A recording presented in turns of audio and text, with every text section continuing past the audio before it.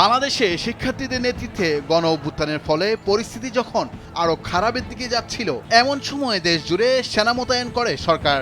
এর মধ্যে 2 আগস্ট সেনাপ্রধান জেনারেল ওয়াকারুজ্জামানকে একটি কঠিন পরিস্থিতির মুখোমুখি হতে হয়। শেখ হাসিনার আত্মীয় হওয়ায় তাকে পড়তে হয়েছিল অস্বস্তিতে।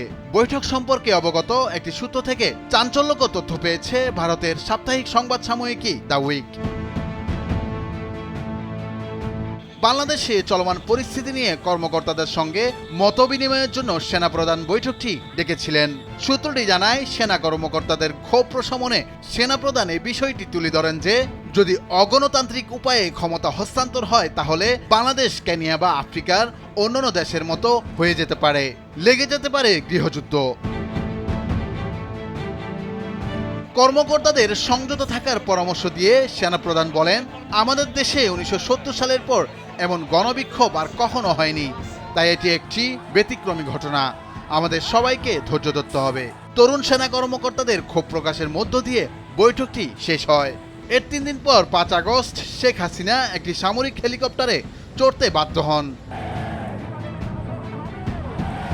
জেনারেল ওয়াকারুজ্জামানের অবস্থা ছিল অস্বস্তিকর, কারণ তাকে শেখ হাসিনা নিজেই নিয়োগ দিয়েছিলেন। তাছাড়া বৈবাহিক সূত্রে তিনি শেখ হাসিনার আত্মীয়। বিষয়টি সম্ভবত তাকে অস্থিতিশীল পরিস্থিতি সম্পর্কে আরও সতর্ক করেছিল। বিশৃঙ্খলার মধ্যে অপরাধমূলক কর্মকাণ্ড মোকাবেলা ও স্বাভাবিক অবস্থা ফিরিয়ে আনতে সেনা মোতায়েনকে যৌক্তিক হিসেবে তুলে ধরতে সেনাপ্রধান বলেছিলেন, বাংলাদেশ সেনাবাহিনী ভালোভাবে দায়িত্ব পালন করেছে। তারা 1719টি গুলি ছুড়েছে, 14,000 ফাঁকা গুলি ছুড়েছে এবং দেশের বিভিন্ন স্থানে সহিংস জনতার মুখোমুখি হয়ে 31টি উত্তপ্ত পরিস্থিতি সামাল দিয়েছে। মতবিনিময়ে সেনাপ্রধান পদক্ষেপের বৈধতা নিয়ে তদন্তের আহ্বান আসে। তরুণ মেজর মোহাম্মদ আলী হায়দার ভুঁইয়া সেনা মোতায়েনকালে সেনাবাহিনী যে ভূমিকা পালন করেছে তার বৈধতা নিয়ে প্রশ্ন তুলেন। নিজের বক্তব্যের পক্ষে যুক্তি দিয়ে তিনি পবিত্র কোরআন থেকে আয়াত উল্লেখ করেন। তিনি দমনপীড়নের বিরুদ্ধে আল্লাহর করুণা ভিক্ষা করেন এবং এতে যুক্ত না হওয়ার কথা বলেন। একজন কনিষ্ঠ কর্মকর্তার এই আচরণের পরিপ্রেক্ষিতে জেনারেল ওয়াকারুজ্জামান শুধু বলেন আমিন।